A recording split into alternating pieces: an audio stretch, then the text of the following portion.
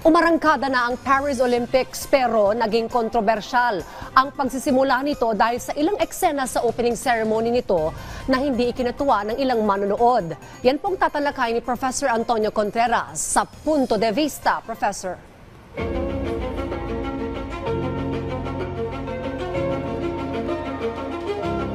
Maraming salamat at good morning sa inyo diyan lahat sa studio at sa lahat ng nanonood ngayon ng Rise and Shine Pilipinas. Nagsimula na po ang Paris Olympics at naandun ngayon ang ating mga atleta, mga Pilipinong atleta na patuloy na dinadala ang bandilan ng ating bansa. Maraming mga magagandang mga pangyayari doon.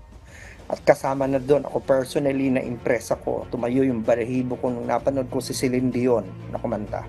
Doon sa mga hindi nakakilala kay Celine Dion, si Celine Dion po ay isang sikat na mga awit at siya po ay nagkaroon ng karamdaman at kaya nagulat ang marami, na-impress nung siya ay kumanta with all force, with all the emotions. Marami ding mga magagandang mga tanawin na nangyari, yung fireworks, yung torch, at kakaiba na opening ceremony na kung saan sa halip na sa arena, ginanap yung opening ceremony ay sa ilog. Nakasakay sa bangka yung mga atleta. Pero lahat ito ay natabunan at nasapawan ng gulo na nilikha ng kontrobersiya ng isang tableau vivant. Ano yung tableau vivant? Yung living tableau na nilikha ni Thomas Jolly, isang creative artist, na naparatangan na isang desekrasyon ng religious icon ng mga Kristiyano na Last Supper na ipininta ni Leonardo da Vinci. Ang sabi ni Thomas Jolly, hindi niya ginamit na inspirasyon ang Last Supper. Ganun pa man, nag-apologize ang mga organizers at sinabing hindi nila layunin na makasakit ng damdamin at mag-atake ng relihiyon. Pero patuloy ang bangayan ngayon sa internet at sa social media. Hindi natin pag-uusapan kung sino ang tama at mali dyan. Wala tayong oras. Marami masalimuot ang arguments.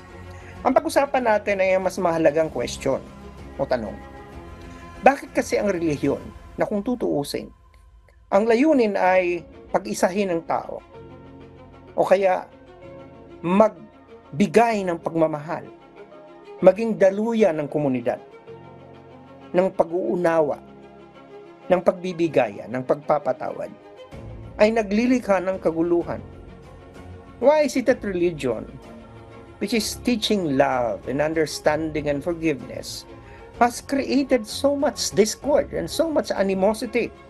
Kung babalikan natin ang kasaysayan, maraming mga dugo ang ibinuhos sa buhay na ibinuwis gawa ng relihiyon. Nung panahon ng Inquisition, maraming tao ang sinunog o kaya ay pinako sa krus dahil napagbintangang hindi mga taga-sampalataya ng isang relihiyon.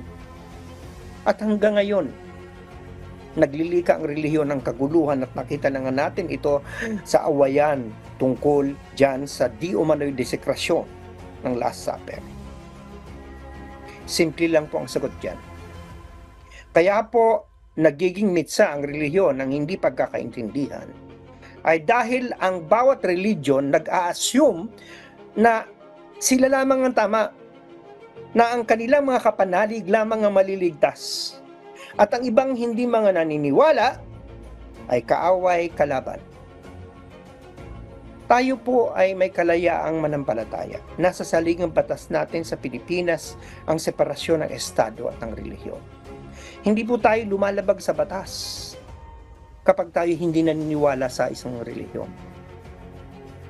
Ang meron lamang batas na nagbabawal ay yung lapastangin mo ang relihiyon sa isang ritual.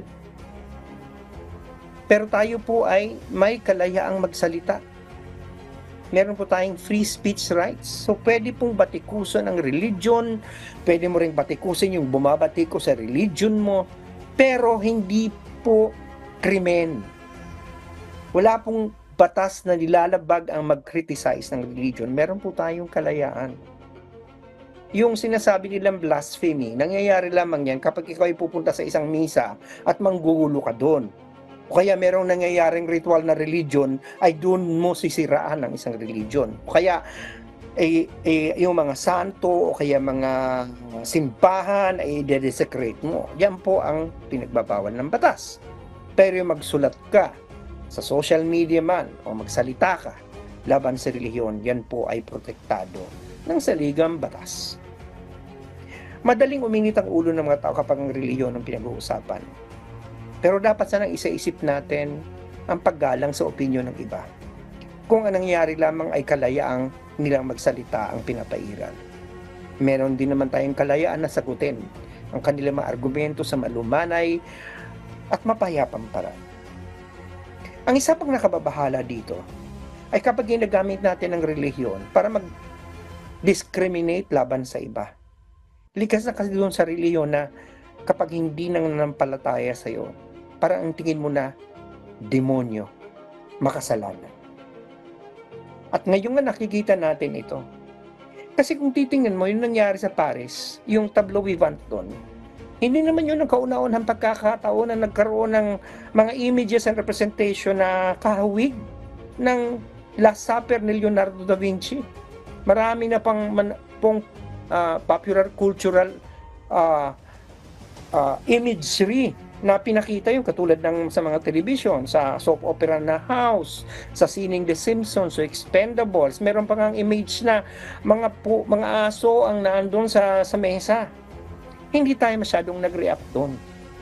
Pero ngayon na nangyari itong tableau vivant sa Paris, ang dami na nagsalita. Sabagay siguro sa panahon sa social media, madali na magpipindot ng teklado pag galit ka. Pero isang tema dito na lumalabas ay dahil siguro matindi pa rin ang homophobia ng marami. Kasi mga drag queens ang nag-perform. Litaw pa rin yan sa mga comment na nababasa natin.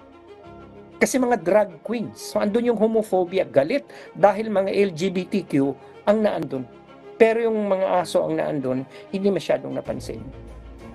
So yan ang medyo delikado tayo. Kapag ang relihiyon nagagamit para mag-discriminate, para mag-exercise ng bigotry at prejudice laban sa isang grupo ng tao. Inuulit ko. Religion is about love and understanding. It's about reaching out. It's about forgiveness. We should not allow it to become an instrument of discord. Instrumento ng pag-aaway ng hindi pagkakaintindihan at ng kaguluhan. Yan lamang po ang punto de vista ko ngayong araw na to. Maraming salamat at balik sa inyo dyan sa studio. Maraming salamat, Professor Contreras.